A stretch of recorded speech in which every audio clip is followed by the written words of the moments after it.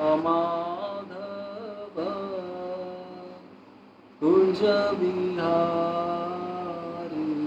जय Radha Kunj Bihari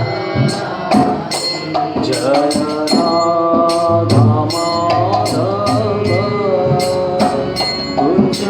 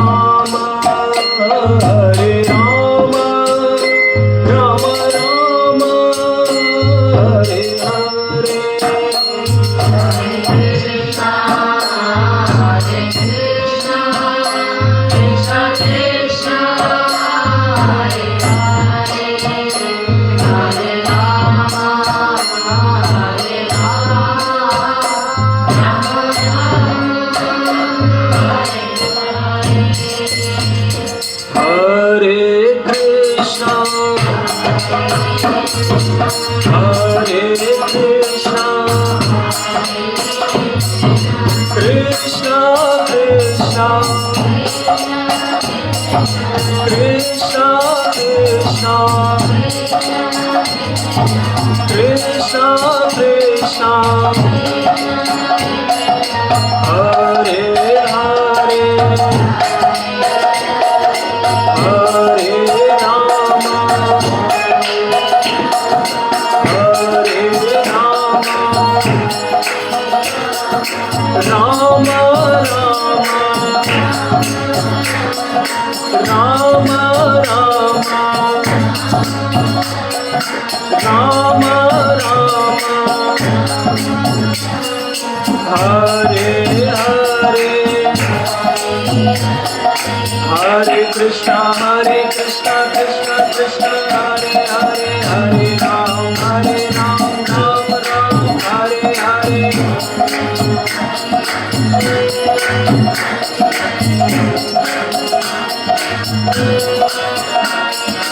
Hare Krishna Krishna Krishna, Hare Hare, Hare Ram, Ram Ram, Hare Hare.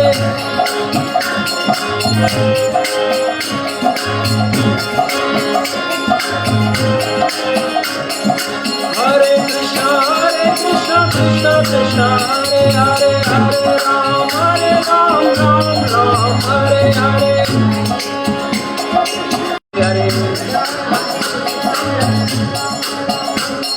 Hare Krishna Krishna Krishna, Hare Hare, Hare Ram, Ram Ram, Hare Hare. Hare Krishna Krishna Krishna, Hare Hare, Hare Ram, Ram Ram, Hare Hare. Hare Krishna Krishna Krishna, Hare Hare, Hare Rama, Rama Rama, Hare Hare.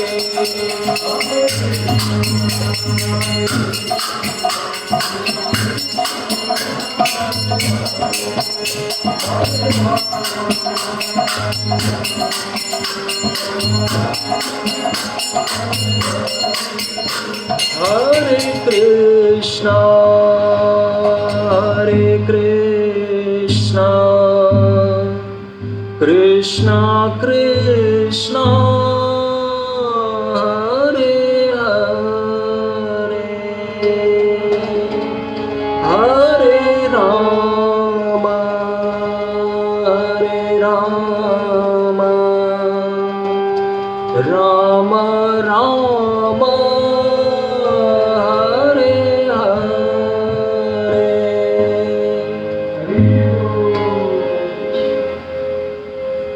बोलिए भगवत वाणी श्रीमद् भगवद गीता की, बोलिए जगत गुरु शील प्रभुपाद की, हरि गौर प्रेमानंदे, हरि हरि बोल, हरि हरि बोल, हरि हरि बोल।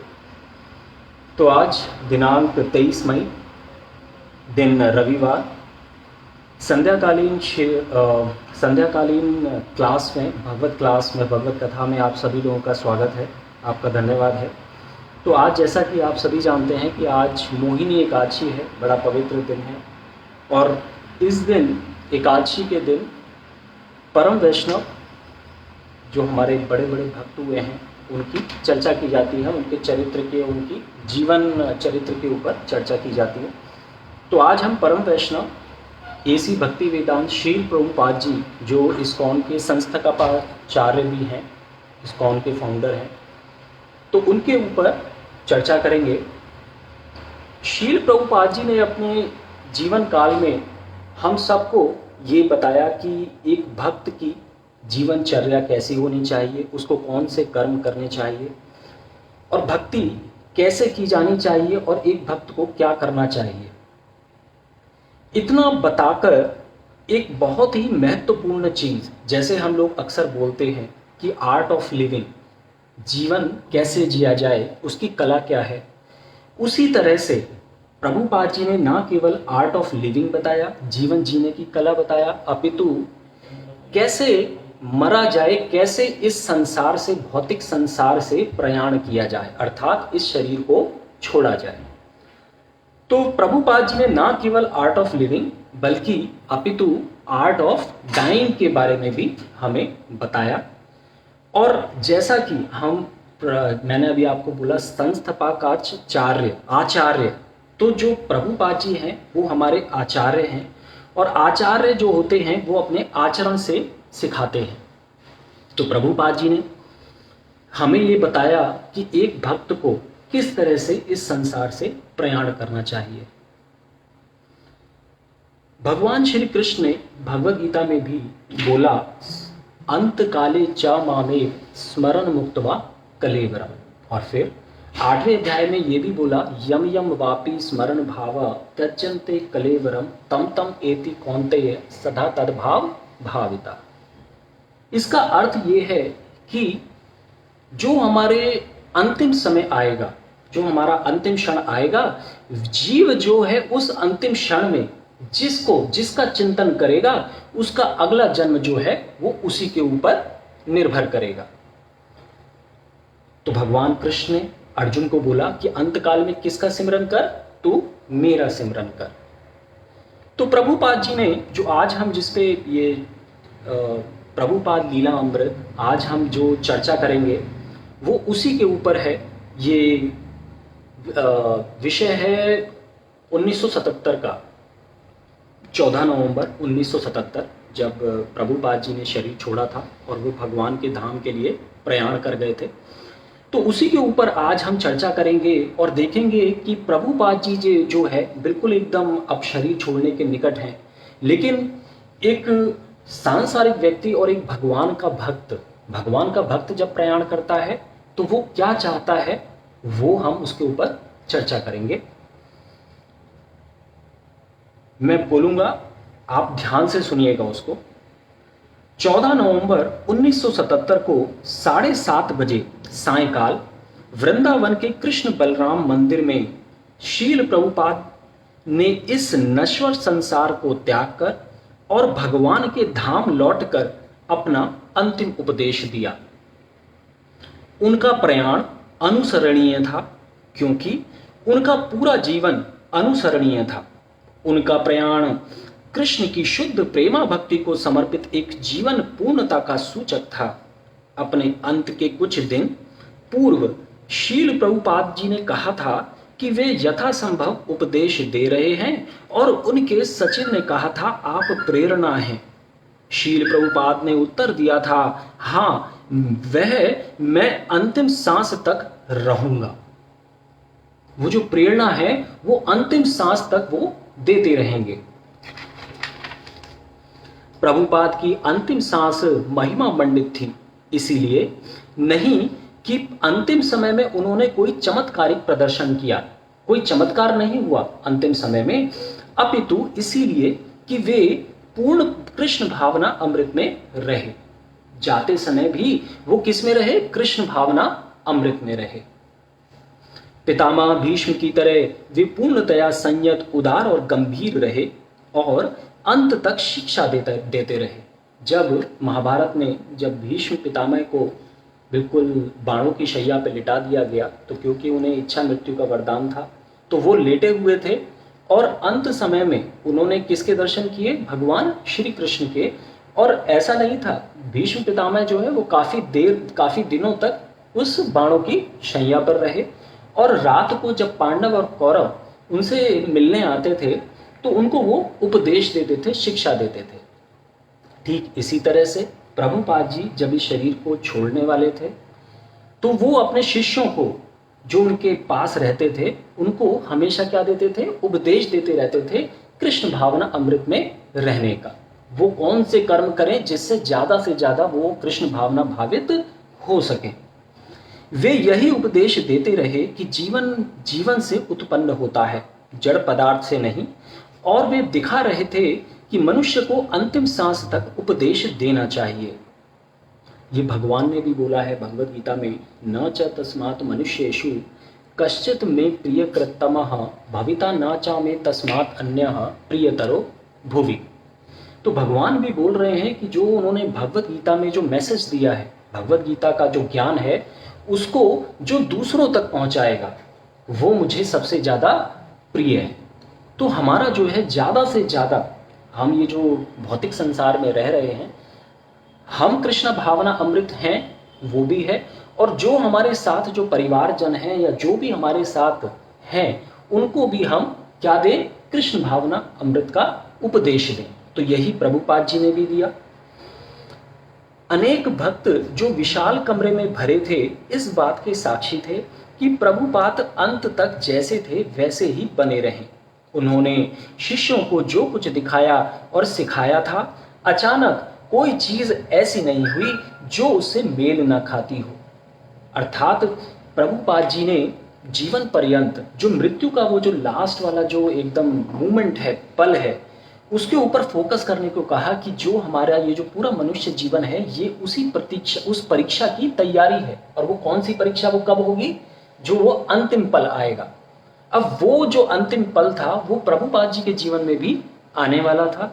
तो वो अपने आचरण से हम सब लोगों को वो दिखाना चाह रहे थे, स्पेशली जो वहां पर भक्त मौजूद थे, कि एक भक्त को मृत्यु के समय किस तरह से आचरण करना चाहिए। अतएव अपने प्रयाण के समय वे सिखा रहे थे कि कृष्ण पर सदैव निर्भर रहें, निर्भर रहते हुए कैसे मरना चाहिए। प्रभुपाद का निधन शांतिपूर्ण था। 14 नवंबर की संध्या में कविराज ने उनसे पूछा, क्या कोई चीज ऐसी है जिसे आप चाहते हैं? और प्रभुपाद ने धीमे स्वर में कहा था, कुछ इच्छा नहीं है। उनकी भौतिक रूप से कोई इच्छा नहीं है। अब कोई भौतिक व्यक्ति जब जाता है तो उससे पूछते हैं, प्रयास रहता है कि आपकी आखिरी इच्छा क्या है, या आपकी कोई ऐसी इच्छा है जिसको हम पूर्ण कर सकें। तो यहां पर प्रभुपाद जी से भी पूछा जा रहा है, लेकिन प्रभुपाद जी ने भौतिक दृष्टि से उनकी कोई इच्छा नहीं है। उनका निधन पूर्ण परिस्थिति में वृंदावन में भक्तों के बीच हुआ। कुछ महीने पहले उनके एक शिष्य की एक छोटी लड़की का वृंदावन में देहांत हो गया था, और जब प्रभुपाद से पूछा गया कि क्या यह कृष्ण की व्यक्तिक संगति करके सीधे परम धाम को गई होगी, तो उन्होंने कहा था, हाँ, जो भी वृंदावन में अपना शरीर त्यागता है वह मुक्त हो जाता है।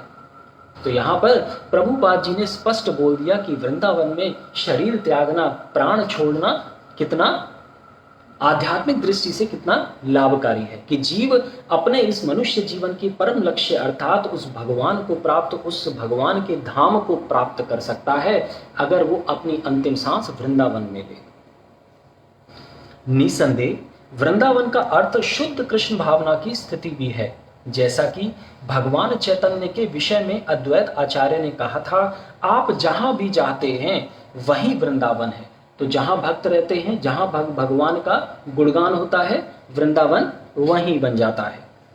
यह शील प्रभुपाद के विषय में भी सच है। अतः यदि वे लंदन, न्यूयॉर्क या मॉस्को में मरे होते तो भी उनका गंतव्य यही होता। उसका कारण कि अगर वो वहां पर उन्होंने शरीर छोड़ा होता तो जहां पर प्रभुपाद, जहां पर भगवान के परम भक्त निवास करते हैं वहीं पर वृंदावन है। और अगर प्रभुपाद जी जहां पर हैं तो वहीं वृंदावन है, और प्रभुपाद जी अगर आउट ऑफ इंडिया भी अगर अपना शरीर छोड़ते तो वो वृंदावन ही समान होता। जैसा कि भगवान कृष्ण भगवद गीता में कहते हैं, जो निरंतर मेरा चिंतन करता है वह अवश्य मुझे ही प्राप्त करता है। अनन्य चिंतयन्तो माम ये जना पर्युपासते। चूंकि वृंदावन धाम इस ब्रह्मांड के भीतर कृष्ण भावना का सर्वोत्कृष्ट लोक है। इस संपूर्ण सृष्टि में ये वाला जो ब्रह्मांड है, जो पृथ्वी है, इसमें एकमात्र स्थल जहां भगवान ने अपनी शुद्ध लीलाएं की थी, प्रेममय लीलाएं की थी, वो स्थान कौन सा है? वृंदावन। और उसी वृंदावन में शील प्रभुपाद जी जो है वो अपने अंतिम समय में आ गए हैं। इस संसार से प्रयाण के लिए आदर्श स्थान है, इसीलिए शील प्रभुपाद के जीवन का यह एक अन्य आदर्श आयाम था कि वह परमात्मा के धाम को, वृंदावन को अपना अंतिम पड़ाव बनाकर गए।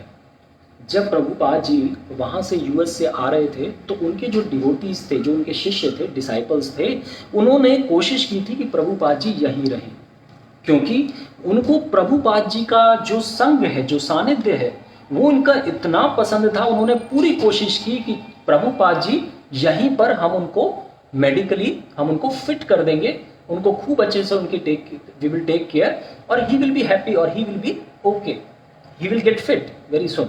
लेकिन प्रभुपाद जी ने वृंदावन में आए, प्रभुपाद जी ने अपना शरीर वृंदावन में छोड़ा। जिन वैष्णवों ने वृंदावन कभी न छोड़ने का व्रत लिया था, वे देख सकते थे कि शील प्रभुपाद विश्व के अधिकांश ईश्वर विहीन स्थानों में पतित आत्माओं के उद्धार के लिए हर वस्तु की बलि देकर, जिसमें वृंदावन में निवास करने का लाभ भी सम्मिलित था, वृंदावन की पुण्य भूमि में पुनः लौट आए थे और वहां से उन्होंने भगवान कृष्ण के मूल स्थान वैकुंठ के लिए प्रयाण किया था। देखिए, अक्सर हम लोगों के अंदर ये संशय रहता है कि हम अपनी जो भौतिक जो हमारे उत्तरदायित्व हैं, जिम्मेदारियां हैं, हम उनको निभाते हुए अक्सर भगवान को भूल जाते हैं। और हमारे अंदर हमेशा ये एक प्रश्न रहता है कि ऐसा ना हो कि मेरा जब वो अंतिम समय आए तो मैं भौतिक वासनाओं में, कामनाओं में या फिर भौतिक इच्छाओं की पूर्ति में लगा हूँ। लेकिन अगर आप भगवान के नाम शुद्ध करते हैं, भगवान की प्रेममयी सेवा रखते हैं, उनसे आपने अपना कनेक्शन, अपना संबंध जोड़ लिया है, तो भगवान तो सर्व कारण कारणम है। वो अपने भक्त का निश्चय और वो पूरी करते हैं। और उस देखिए, अब जो प्रभुपाद जी हैं वो यूएस में थे, लेकिन वो कहाँ आ गए? अब वृंदावन में आ गए। तो ये जो आना हुआ है ये भी भगवान की ही, क्योंकि वो ही सर्व कारण कारणम है। तो हमें बस अपनी जो इंटेंट है, जो इच्छा है, वो अपनी प्योर रखनी चाहिए, भगवान के ऊपर आश्रित रहना चाहिए कि कुछ भी हो, कैसे भी हो, बस भगवान का नाम होता रहे और लोगों को, जो जीव है और जो समाज के जो और डिफरेंट वर्ग हैं, वो किसी भी तरह से भगवान की तरफ चले। अर्थात हमें जो है भगवान के बारे में चर्चा और भगवान के दिए हुए उपदेशों की चर्चा करते रहना चाहिए। और चर्चा ही नहीं, उसे अपने आचरण में भी लाना चाहिए। जैसा कि श्रीमद् भागवत में कहा गया है, जो कोई वृंदावन में रहकर सेवा करता है, इस शरीर को त्यागने के बाद निश्चय ही भगवान के धाम को जाता है। तो ये तो श्रीमद् भागवतम में भी वर्णित है।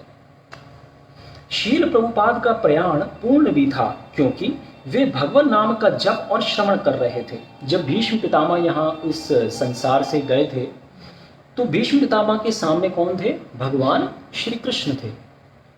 यहाँ पर शील प्रभुपाद जी जो उनके शिष्य हैं और जो उनके आसपास इकट्ठे हो गए हैं, तो उनसे प्रभुपाद जी क्या कह रहे हैं? भगवान नाम जप करने के लिए। भगवान में और भगवान के नाम में कोई भिन्नता नहीं है, दोनों एक ही है। इसीलिए भगवान को एब्सोल्यूट कहा जाता है, पूर्ण कहा जाता है। तो प्रभुपाद जी ने क्या निश्चय किया? अपने डिसाइपल्स को, अपने शिष्यों को बोला कि भगवान के नाम का जप करें, कीर्तन करें। अस्तु, शील प्रभुपाद के प्रयाण के समय भगवान उसी तरह उपस्थित थे जिस तरह वे भीष्मदेव के सुविख्यात प्रयाण के समय उपस्थित थे। और भीष्मदेव ने कहा था, सबों पर समान रूप से दयालु होते हुए भी भगवान मेरे अपनी जीवन लीला समाप्त करने के समय प्रकट हुए हैं, क्योंकि मैं उनका अविचल सेवक हूं। भीम जो है, भीष्म पितामह जो है, वो बोल रहे हैं कि मैं कितना भाग्यशाली हूं कि मेरे इस अंतिम समय में भगवान कृष्ण साक्षात मेरे सामने मौजूद हैं, उपस्थित हैं। जैसा कि भगवान कृष्ण भीष्मदेव के समक्ष आए थे और उन्हें तथा प्रत्येक प्राणी को आश्वासन दिया था कि शरीर त्यागने के बाद भीष्म भगवान के पास वापस जा रहे हैं, उसी प्रकार भगवान अपने हरे कृष्ण मंत्र के नाम अवतार के रूप में शील प्रभुपाद के प्रयाण के समय उपस्थित थे। तो देखिए, भगवान तो परम करुणामयी है।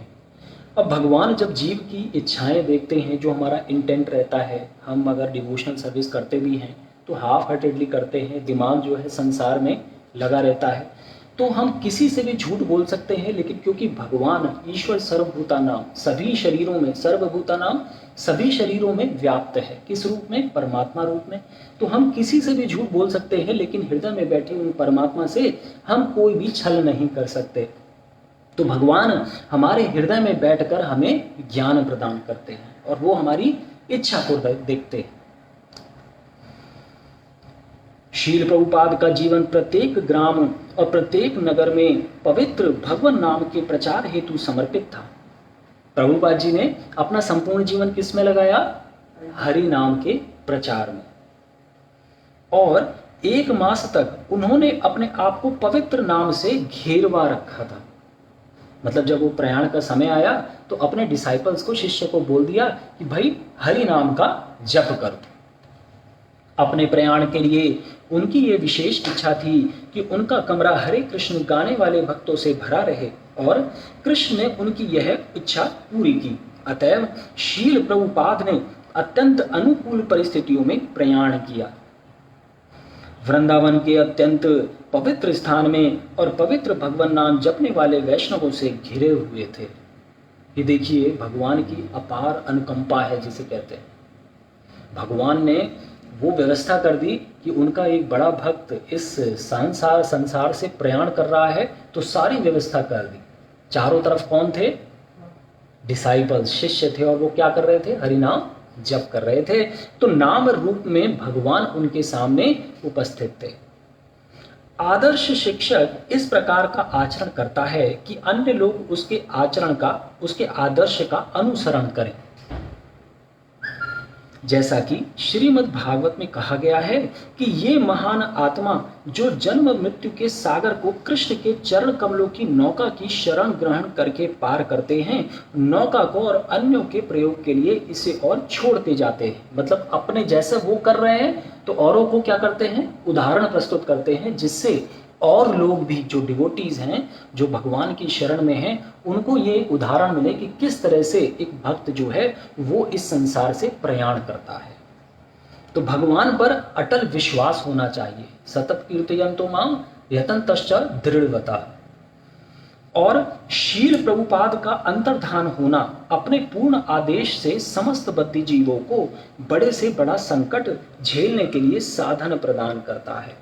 मदचिता सर्वदुर्गाणी मत प्रसादा तरिष्यसि। अर्थात हे अर्जुन, अगर तू मेरा चिंतन करेगा, मेरे बताए हुए रास्ते पर चलेगा, तो फिर इस भौतिक संसार की जितनी भी बाधाएं हैं उससे मैं तेरे को तार के, उससे भी मैं तेरे को छुटकारा दिलाकर तुझको मोक्ष प्रदान करूंगा या तेरा कल्याण करूंगा। तो हमारा ये जो हरे कृष्ण महामंत्र है, या जो भी हम ये एक फिलॉसफी है उसको हम अपने आचरण में लाने का प्रयास कर रहे हैं, ये भावुकतावश नहीं है। इसका एक जो उसका लॉजिक है वो भौतिक दृष्टि से भी है और आध्यात्मिक दृष्टि से भी है। तो जब जीव जो है दृढ़ता से भगवान का निश्चय पूर्वक हरि नाम जप करता है या भगवान की तरफ चलता है, तो अब उसका आध्यात्मिक जीवन तो उसका भौतिक जीवन तो अपने आप ही बढ़ता है और आध्यात्मिक जीवन भी आगे बढ़ता है। ये इम्प्लिसिट है। अगर आप आध्यात्मिक जीवन आपका अच्छा होगा तो उसकी आपको अलग से कोई कुछ करने की जरूरत नहीं है। आपको बस शरणागति आप भगवान की रखिए, 16 माला का जप करिए, 4 नियमों का पालन करिए। प्रभुपाद जी ने भक्ति को जो है कितना सरल बताया है, और उसे ऐसे, वैसे तो वो बोल देते थे, अपने आचरण से बताया है। आचरण को देखकर, क्योंकि व्यक्ति जो है जब बोलता है तो अक्सर लगता है कि बोल ही रहा है, लेकिन इसके आचरण में वो चीज़ नहीं है जो ये खुद बोल रहा है। लेकिन प्रभुपाद जी ने हमें वो आचरण भी करके दिखाया, जिससे जीव विशेष मात्र जो है वो जो सूत्र हैं जो उन्होंने अपने जीवन में धारण किए थे प्रभुपाद जी ने, उनको हम लोग भी सामान्य वर्ग जो है हम उसको धारण कर सकें, उसका आचरण कर सकें। शुभ मृत्यु मनोवैज्ञानिक समंजन की ही बात नहीं होती, जिससे कोई मनुष्य बिना शोक के अथवा अत्यधिक व्यग्रता का अनुभव किए बिना ही मर सके। वास्तविक तथ्य यह है कि मृत्यु के समय आत्मा को शरीर छोड़ना और दूसरा जन्म लेना पड़ता है। भगवान कृष्ण ने भी भगवद गीता में बोला कि जिसकी मृत्यु हुई है उसका जन्म अवश्यंभावी है, और जिसका जन्म हुआ है उसकी मृत्यु अवश्यंभावी है। तो ये जो है अब आपके कर्मों के ऊपर डिपेंड करता है कि आप भौतिक लोक में जन्म लेना चाहते हैं या फिर भगवान के आध्यात्मिक जगत में। लेकिन ये अवश्यंभावी है, जो इस भौतिक धरा पर आया है उसको जाना अवश्य है। केवल कृष्ण भावना भावित आत्मा ही जन्म मृत्यु वाले इस संसार को त्याग कर वैकुंठ लोक में आनंदमय जीवन प्राप्त करता है। अतः किसी के जीवन की परीक्षा मृत्यु के समय ही होती है। यम यम वापी स्मरण भावा त्यजन्ते कलेवरम। शरीर छोड़ते समय वो जो अंतिम पल आएगा उसमें हमारी परीक्षा होगी। मृत्यु का अर्थ यह है कि आत्मा शरीर में और अधिक समय नहीं रह सकता। उसका वही एक पर्टिकुलर उतना समय था जो उसे उस शरीर में रहने के लिए मिला था। भौतिक कारण जो भी हो, जैसे किसी को हार्ट अटैक आ गया, किसी को कुछ हो गया, कुछ खड़े खड़े ही व्यक्ति जो है खड़े खड़े ही जो है मृत्यु को प्राप्त हो जाता है, बेहोश हो जाता है। तो ये भौतिक दृष्टि से देखा जाए तो किसी को हार्ट अटैक, किसी को किडनी फेलियर, किसी का ब्रेन ट्यूमर, मतलब ये जो है ये तो भौतिक कारण है। लेकिन जाने का सबका समय जो है वो आध्यात्मिक दृष्टि से देखा जाए तो सबका निश्चित ही है। परिस्थिति आत्मा के लिए असह्य हो जाती है और शरीर त्यागने पर महान कष्ट होता है। शरीर त्यागने पर महान कष्ट होता है क्योंकि आत्मा जो है वो जब तक इस शरीर में रहती है अपने आप को शरीर मानती है, और जब तक वो शरीर मानती रहेगी तब तक वो शरीर के लेवल पर ही सारे कर्म करती है। तो जब वो इस शरीर से प्रयाण करती है तो वो इस शरीर को छोड़ना नहीं चाहती। अतः शास्त्रों का हमें उपदेश है कि हम बार बार के जन्म मरण के चक्र से मुक्ति पाएं। मुक्ति क्या है? जन्म मरण से पीछा छुड़ाना। इस संसार से, इस संसार में जो हम बार बार आ रहे हैं, बार बार मर रहे हैं, बार बार जन्म हो रहा है, तो उससे छुटकारा पाना ही मुक्ति है। लेकिन जैसे कि भगवान कृष्ण भगवद गीता में बोलते हैं कि तेरे भी इससे पहले कई सारे जन्म हुए हैं, मेरे भी इससे पहले कई सारे जन्म हुए हैं, मुझे सब का याद है। और अर्जुन, ऐसा कभी नहीं होगा कि जब तू नहीं था या तू नहीं होगा, और ऐसा कभी नहीं होगा जब मैं नहीं था और मैं नहीं होऊंगा। वर्तमान भूतकाल भविष्य में हम थे, क्योंकि आत्मा भी शाश्वत है और परमात्मा भी। तो फिर जब हम भूतकाल में थे, वर्तमान में हैं और भविष्य में भी रहेंगे, तो इसका मतलब भगवान, ये जो आत्मा है, इसका जो अस्तित्व है वो बना रहता है।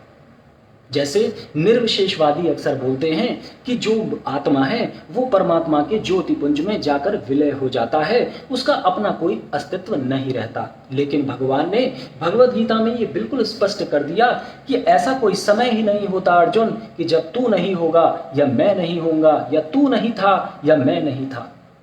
तो इसी तरह से जो हमारा जो मुक्ति है, मुक्ति क्या है? मुक्ति जो है जन्म मरण के चक्र से केवल पीछा छुड़ाकर जो हमारा शाश्वत आनंद जिसके हम अधिकारी हैं, अर्थात वो जो सत्य चित और आनंद से परिपूर्ण उस परमात्मा के चरण कमलों की सेवा ही हमारा एकमात्र लक्ष्य है। किसी प्राणी के लिए अशुभ मृत्यु पाना और किसी निम्न योनि में जन्म के लिए घसीटा जाना अत्यंत भयावह वस्तु होती है।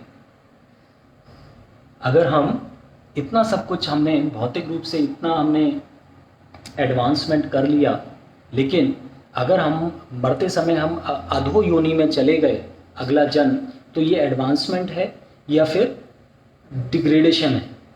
ये डिग्रेडेशन है।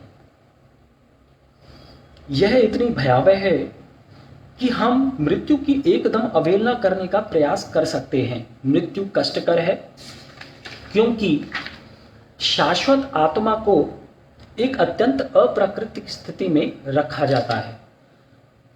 यद्यपि आत्मा शाश्वत है और उसे मरना नहीं चाहिए, किंतु भौतिक शरीर के साथ संबंध होने से उसे मरना पड़ता है। शास्त्रों के हिसाब से जब आत्मा इस शरीर को छोड़ता है तो उसे 1000 बिच्छू एक साथ काटते हैं, उतना ज्यादा उसको दर्द होता है, ऐसा बताते हैं। मृत्यु के समय शाश्वत आत्मा को शरीर त्यागना पड़ता है और उसे ऐसे गंतव्य को भेज दिया जाता है जिसे वह नहीं जानता। हमें पता ही नहीं है, ये तो हमें अभी पता चला है जब हमने श्री प्रभुपाद जी की भगवद गीता पढ़ी है कि हमारा जो जीवन है उसका परम लक्ष्य क्या है? भगवत धाम की प्राप्ति या फिर भगवत प्राप्ति। भगवान और भगवान के धाम में कोई भिन्नता नहीं है। फलतः यह भय और कष्ट से भरा होता है।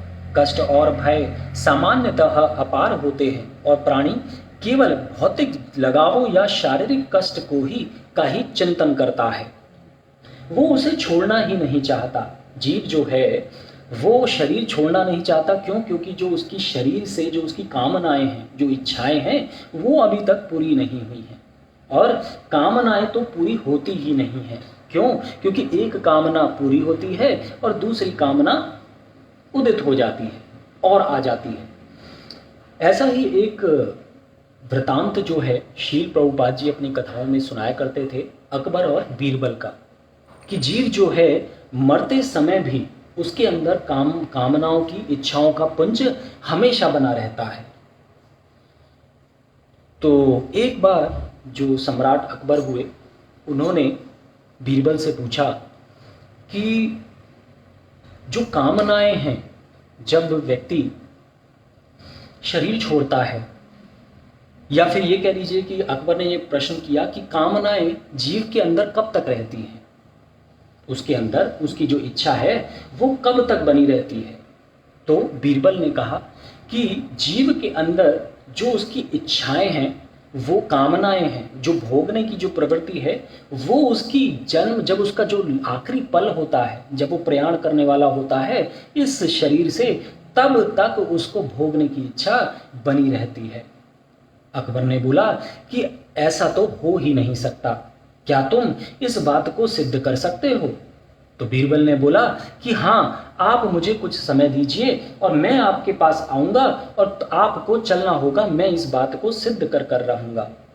तभी अगले दिन जो है बीरबल सम्राट अकबर के पास आए और उनसे बोलने लगे कि आप मेरे साथ तुरंत अपनी बिटिया के साथ क्या मेरे साथ चल सकते हैं? आपने जो मुझसे कल प्रश्न किया था, उस प्रश्न का मुझे आपको उत्तर देना है। अकबर सोच रहे थे कि बीरबल जब भी इस तरह की बात करता है तो उसमें कुछ न कुछ विषय होता है, कुछ न कुछ उसमें उत्तर होता है। तो फिर अकबर जो है वो अपनी जो पुत्री है उसको लेकर चले गए। तो वहां जाकर बीरबल जो है उन्हें एक वयोवृद्ध व्यक्ति जो कि मरणासन्न है, जो एक खाट पर या चारपाई पर लेटा हुआ है सामने, और ये जो बीरबल है, बीरबल अकबर को पहले ही बोल देता है कि पहले मैं जाऊंगा और फिर जब आप आएंगे तो आप और आपकी पुत्री जो है वो उसके सामने रहना, जो व्यक्ति अंदर लेटा हुआ है। अब वो जो मरणासन्न व्यक्ति है उसके सामने बीरबल आते हैं और बीरबल आके उसके बराबर में खड़े हो जाते हैं। लेकिन जो अकबर और उनकी पुत्री है वो बिल्कुल, वो जो मरणासन्न व्यक्ति है उसके बिल्कुल जो फेस है उसके सामने आके खड़े हो जाते हैं। बीरबल ने अकबर को पहले ही बोल दिया था कि जब आप और आपकी पुत्री दोनों उस वयोवृद्ध व्यक्ति के सामने जाएं तो आप कंटिन्यूअसली, निरंतर उस वयोवृद्ध व्यक्ति को देखते रहिएगा। अकबर अपनी आंखें गड़ाए हुए था। अकबर ने देखा कि जैसे ही वो दोनों, अकबर और उनकी पुत्री जो है उस वयोवृद्ध व्यक्ति के सामने उपस्थित हुए, तो कायदे में वो सम्राट है, जो वयोवृद्ध व्यक्ति है उसको पहले सम्राट को देखना चाहिए था, लेकिन वो वयोवृद्ध व्यक्ति निरंतर किसको देखने जा रहा था? उसकी पुत्री को। अकबर ने इस बात को संज्ञान में लिया और उसे अपने प्रश्न का उत्तर मिल चुका था। उत्तर ये था कि वो जो वयोवृद्ध व्यक्ति है, मरणासन्न व्यक्ति है, वो अपने प्राण छोड़ने को है, लेकिन उसकी जो इच्छाएं हैं, जो कामनाएं हैं, वो किसको देख रहा है? अकबर की पुत्री को देख रहा है और वासनाओं से, कामनाओं से परिपूर्ण दृष्टि से देख रहा है। अकबर ने ऐसा देखकर उसे अपने प्रश्न का उत्तर मिल चुका था। वो दोनों वहां से चले गए, तीनों वहां से चले गए और अकबर ने बीरबल को धन्यवाद बोला कि उसे उसका आंसर, उसका उत्तर मिल चुका है। ये छोटी सी मैंने जो आपको कहानी सुनाई, कथा सुनाई, ये प्रभुपाद जी अक्सर अपने लेक्चर्स में बोला करते थे।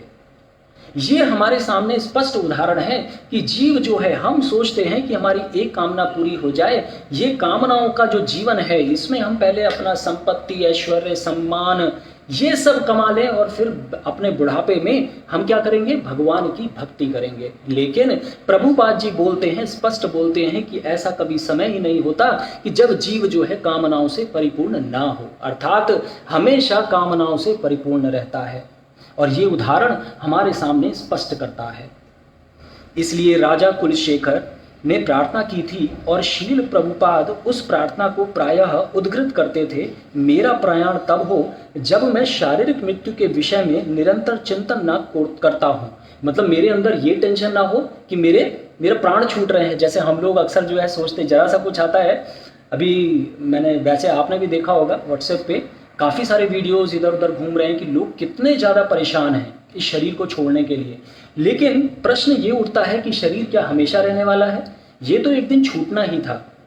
लेकिन जीव का प्रयास क्या होना चाहिए कि जीव का जब प्रयाण हो इस संसार से तो वो शांति पूर्वक होना चाहिए। वो वैसा नहीं जैसा उस वयोवृद्ध व्यक्ति का, उसके सामने मृत्यु खड़ी थी, लेकिन वो क्या किसको देख रहा था? वो कामनाओं में फंसा हुआ था। वैसी मृत्यु नहीं, वैसी मृत्यु जैसा शील प्रभुपाद जी का जो उनका प्रयाण हुआ, उन्होंने अपने आचरण से वो बताया। अपितु हरे कृष्ण मंत्र का जप करता हूं। देखिए, अब उनकी जो इच्छा है वो क्या है? भगवान का सानिध्य। क्यों? क्योंकि भगवान और भगवान के नाम में कोई अंतर ही नहीं है। यदि मैं आपका ध्यान कर सकूं और तब वह शरीर छूटे तो यही सिद्धि होगी। देखिए, एक चीज क्लियर है कि ऐसा कोई पहला जन्म नहीं है। इससे पहले पत्नी, बच्चे, ऐसा ये कोई पहली बार नहीं हो रहा है। इससे पहले भी मैं कई बार किसी पत्नी को, किसी बच्चे को छोड़ के आया हूँ, और इस बार भी जब मैं छोड़ूंगा ये शरीर तो मुझसे पूछा नहीं जाएगा, मुझसे प्राण जो है ले लिए जाएंगे, चाहे मैं चाहूं या ना मैं चाहूं। तो मेरे जो प्राण है मेरे से बिना परमिशन लिए छोड़ दिए जाएंगे। तो मुझे नहीं पता कि पिछले जन्म में मैंने किन किन को रुलाया था, और इसी तरह से जब मैं जाऊंगा तो मुझे इनका भी ध्यान नहीं रहेगा। तो जब पुराने लोगों के प्रति मेरी आसक्ति अब नहीं है तो इन लोगों की तरफ भी मेरी आसक्ति नहीं रहेगी, और मैं एक नए सफर पे चला जाऊंगा, और वहां पर जो मेरे को परिवार विशेष मिलेगा उसी में फिर मैं अपनी आसक्ति लगाऊंगा। और ये कितनी बार होगा, और अब तक पता नहीं कितने अरबों और खरबों वर्ष से कितने अरबों और खरबों जन्म ले चुका हूं, और हर बार की स्थिति यही रहती है। तो जीव को जो भगवान बोल रहे हैं भक्ति योग, या सॉरी बुद्धि योग, जो बुद्धि योग है वो बुद्धि क्या है? वो बुद्धि वो है कि भगवान अंदर से आपको ज्ञान प्रदान कर रहे हैं कि अर्जुन तू मेरी तरफ चल, अथो चेत अहंकारात नाश्रोयसी विनिंशसी।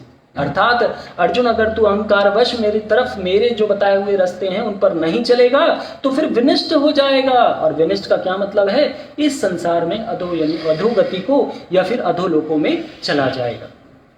तो भगवान बोल रहे हैं, और भगवत गीता लोग पढ़ना नहीं चाहते। क्यों? क्योंकि लोग कहते हैं कि इसमें बिजी हैं, उसमें बिजी हैं, लेकिन लोग ये नहीं सोचते कि जिन कारणों से बिजी हैं उन कारणों से छुटकारा दिलवाने वाली भगवत गीता ही है।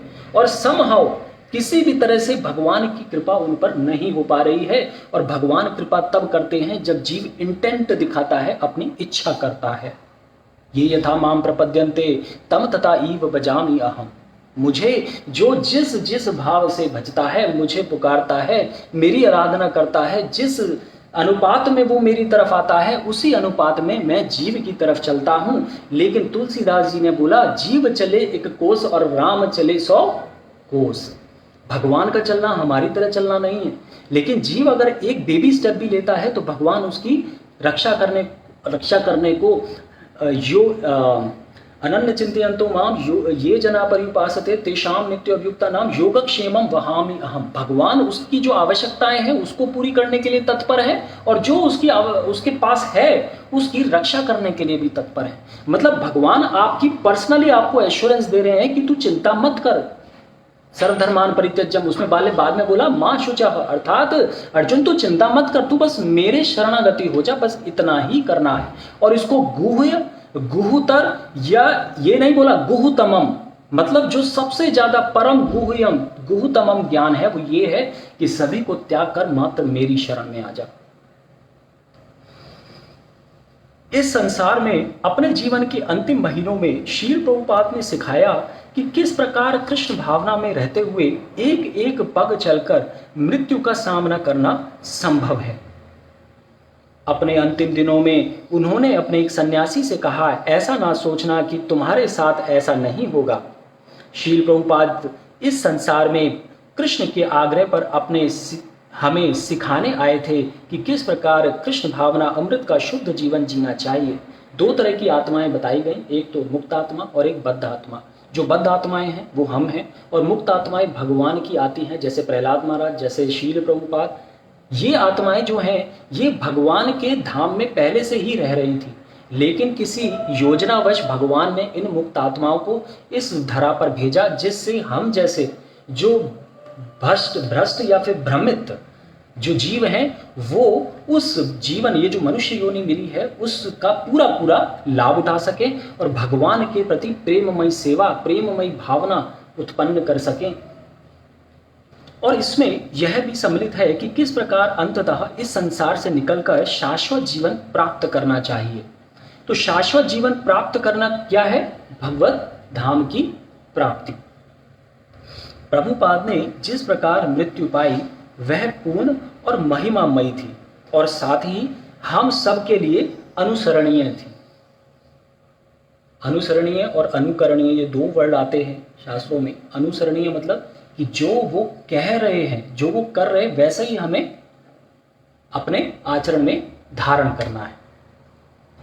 हम जब हमें जाना हो उस समय हम उस महान जीवात्मा की स्मृति का सहारा लें कि उसने कैसे शरीर का त्याग किया। निरंतर कृष्ण का चिंतन करते हुए हरे कृष्ण महामंत्र के कीर्तन की औषधि से अपने आप को आवृत किए हुए सदैव कृष्ण के विषय में सुनने को इच्छुक रहते हुए और भौतिक जीवन के कष्टों से छुटकारे का अभ्यास करते हुए। ये ऐसा नहीं है कि आपको भौतिक जो आपके कष्ट हैं उनको छुटकारा पाने के लिए आपको अलग से प्रयास करने की जरूरत है। भगवान भगवद गीता में बोलते हैं, देवी होशा गुणमयी मम माया दुरत्यया मामेव ये प्रपद्यन्ते मायामितां तरन्ति ते। तो ये जो तीनों गुणों से परिपूर्ण मेरी ये जो माया है, ये इससे पार पाना, इससे छुटकारा पाना असंभव सा ही है, दुर्लभ्य बोला भगवान ने। लेकिन फिर आगे क्या बोलते हैं? मामेव ये प्रपद्यन्ते मायामितां तरन्ति ते। लेकिन जो मेरे ही शरणागत होते हैं उनको मैं इस दुर्लभ माया से तार देता हूं। तो अगर आप भगवान की तरफ चलेंगे, भगवान के बताए हुए रास्ते, शील प्रभुपाद जी ने जो अपना एक आध्यात्मिक ये जो हमें एक फिलॉसफी दी है, उस फिलॉसफी को अगर आप उसका अनुसरण करने का प्रयास करेंगे तो आपके जो भौतिक कष्ट हैं वो तो अपने आप ही चले जाएंगे। लेकिन आपकी जो प्राप्ति है, आपको जिस चीज की प्राप्ति होना चाहिए वो क्या? आनंद। कौन सा? वो जो सतचित आनंद, उसके तरफ चलने से जो जीव जिस आनंद का अधिकारी है वो आनंद उसे उस आध्यात्मिक पथ पर ही चलने पर मिलेगा। और प्रभुपाद जी यही चाहते थे। प्रभुपाद जी जो है बड़े स्ट्रिक्ट थे, वो बड़े स्ट्रिक्ट थे। कौन सी चीज़ कैसी होनी चाहिए, नियम से होनी चाहिए, हर चीज़ की नियमावली बनाकर। जब वो प्रभुपाद जी जब किसी भी सेंटर में, इस्कॉन सेंटर में, तो पूरा ऊपर नीचे देखा करते थे और डिसाइपल्स को गाइड किया करते थे। यह अंतिम पाठ अत्यंत आश्चर्यजनक और महत्वपूर्ण था जिसे शील प्रभुपाद ने हमें सिखाया। उन्होंने अपने जीवन से, अपनी पुस्तकों से और अंत में अपनी मृत्यु से यह पाठ हमें सिखाया। तो आपने भी श्रीमद् भागवतम जब पढ़ते हैं तो पहले स्कंद के दूसरे अध्याय का 17वां श्लोक, उसमें बताया, 21वां श्लोक, उसमें जो है दो तरह के भागवत बताए गए, एक तो ग्रंथ भागवत और एक भक्त भागवत। तो ग्रंथ भागवत और ये दोनों एक दूसरे को पूरक भी करते हैं। कैसे? कि जो भक्त भागवत है उसका आचरण कैसा होता है, जैसा कि भागवतम में दिया हुआ है। और भागवतम में क्या दिया हुआ है? जो भगवान के भक्त हैं उन्होंने भगवान की क्या सेवा की, उनके आचरण के बारे में बताया गया है। तो ये जो प्रभुपाद जी हैं ये भक्त भागवत है, और ये जो भक्त भागवत है उसको अगर हम सानिध्य करेंगे, उनके बताए हुए रास्ते पर चलेंगे तो भगवान की तरफ चलना हमारे लिए सुगम हो जाएगा। उन्होंने अपने जीवन से, अपनी पुस्तकों से और अंत में अपनी मृत्यु से यह पाठ हमें सिखाया। मरने की शिक्षा विशेष रूप से मनुष्य के लिए है, पशु के लिए ये आर्ट नहीं है। ये आर्ट किसके लिए है, कला किसके लिए है? मनुष्य के लिए। पशु मरता है और मनुष्य भी मरता है, किंतु माना जाता है कि मनुष्य मरने के समय वैकुंठ में जाने की प्रक्रिया जानता है। तो प्रक्रिया प्रभुपाद जी ने जब तक वो यहाँ पर रहे हमेशा इसी बात पर फोकस करते रहे कि जीव का असल जो उसका लक्ष्य है उसी की तरफ वो सभी लोगों को, सभी जीवों को, स्पेशली जो उनका तो वो इतने विनम्र थे प्रभुपाद जी कि वो सभी जो चाहे वो कोई भी जीव हो उसके प्रति भी क्या रखते थे, समान भाव रखते थे। ब्रह्मभूता प्रसन्नात्मा ना शोचती ना कांता। सा वृतांत भी आता है कि प्रभुपाद जी जो है अपने शिष्यों के साथ किसी जू में गए थे, चिड़ियाघर में गए थे, तो एक उनका शिष्य जो है वो शेर को डंडी जो उसके मुंह में लगा रहा था बार बार। तो प्रभुपाद जी ने उसे तुरंत वहीं पर रोक दिया और उसको बोला कि तुम ये क्या कर रहे हो, ये जीव जो है तुम्हें परेशान तो नहीं कर रहा, लेकिन फिर भी तुम इसे सता रहे हो। उसने शिष्य ने तुरंत पीछे हटा। यहाँ पर ये वृतांत बताता है कि भगवान का जो भक्त है वो सभी के लिए समान भाव रखता है और वो चाहता है कि सब लोग जो है भगवान की तरफ चले, और यही प्रभुपाद जी चाहते थे। किंतु माना जाता है कि मनुष्य मरने के समय बैकुंठ में जाने की प्रक्रिया जानता है। श्रील प्रभुपाद ने कृष्ण भावना अमृत में निरंतर स्थिर तथा अविचलित रहकर एक विशेषज्ञ की भांति इस प्रक्रिया की शिक्षा दी। भगवान ने ये जो मनुष्य जीवन है इसका मनुष्य जीवन को क्या करने के लिए बोला था, मानवीय भावनाओं का अनुशीलन करने के लिए भेजा था। और वो कौन सी भावनाएं हैं जिसका अनुशीलन करने के लिए भेजा था, किसी भी तरह से भगवान के प्रति प्रेममयी प्रेम जो है उत्पन्न करने के लिए। तो जब वो जो लास्ट वाला जो पल आता है, जब उसमें जो जीव है उस अंतिम पल में अगर भगवान का सिमरन नहीं करता, भगवान का ध्यान नहीं करता, तो वो एक तरह से भगवान का अपमान ही है। तो भगवान कहते हैं कि ये जो मैंने तेरे को मनुष्य का शरीर दिया था, तूने कर्म तो सारे पशु योनि वाले किए हैं, तो भगवान तो करुणामयी है, तो उसे क्या करते हैं, पशु का शरीर प्रदान करते हैं। लेकिन अगर आपने अंत समय में किसी भी तरह रेन केन च प्रकारेण आपकी पूर्व शुद्ध भक्ति या आपका सिमरन अगर वो आपने शुद्धता से किया है, तो वो भगवान फिर खुद आएंगे। भगवान ने तो वराह पुराण में ये तक कह दिया कि अगर वात पित्त कफ के कारण अगर तू अंत समय में मेरा सिमरन नहीं कर पाया, तो फिर मैं तेरे को ये पूरा पक्के से बोलता हूँ, दृढ़ता से बोलता हूँ कि मैं तुझे लेने के लिए आऊंगा। तो जीव तो जो है हर प्रकार से सुरक्षित ही है भगवान की तरफ चलने की, लेकिन जीव के अंदर इच्छा नहीं है। केवल यही इच्छा ना होना उसके इस संसार में फंसे होने का एकमात्र कारण है। अतएव उनका निधन एक पूर्ण पाठ था जिसका श्रद्धापूर्वक अनुगमन किया जा सकता है। तो देखिए, ये जो प्रभुपाद जी का ये छोटा सा हमने एक एक्सर्प्ट लिया है, उद्धृत है, तो उसको जो है एकमात्र इसका लक्ष्य था कि ये जो आर्ट ऑफ लिविंग है इसको ही नहीं सीखना है, आर्ट ऑफ डाइंग का भी पता होना चाहिए। और यही है, ये जो आर्ट ऑफ डाइंग है प्रभुपाद जी ने हमें सिखलाई और हमें ये बताया कि एक भक्त को और देखा जाए ना तो हम सब लोग भगवान के भक्त ही हैं, चाहे हम भगवान को माने या नहीं माने। जिस तरह से दिया सलाई के अंदर अग्नि के गुण हमेशा रहते हैं, उसी तरह से जीव मात्र के हृदय के अंदर भगवान के प्रति प्रेममयी सेवा हमेशा सुषुप्त अवस्था में पड़ी रहती है। लेकिन जब उसका घर्षण होता है, जिस तरह से दिया सलाई का घर्षण के बाद अग्नि जलती है, उसी तरह से जीव जब जो है किसी एक भक्त भागवत या फिर ग्रंथ भागवत के सानिध्य में आता है, तो उसके अंदर की जो सुषुप्त अवस्था में पड़ी हुई भक्ति जागृत हो उठती है। और ये भी भगवान ही इंश्योर करते हैं अपनी योग माया से। वो उसके हृदय पटल पर पड़ी हुई धूल धक्कड़ या जो भी डर्टी जो गंध है उसको हटा देते हैं और फिर जीव स्पष्ट रूप से अपने परमात्मा के साथ किसी भी तरह से संबंध स्थापित करता है। आप सभी लोगों का बहुत बहुत धन्यवाद। हरे कृष्ण। है जी, अच्छा, आप सभी लोगों के लिए एक सूचना है, परसों जो है नरसिंह चतुर्दशी है, तो यहाँ पर अभिषेक होगा।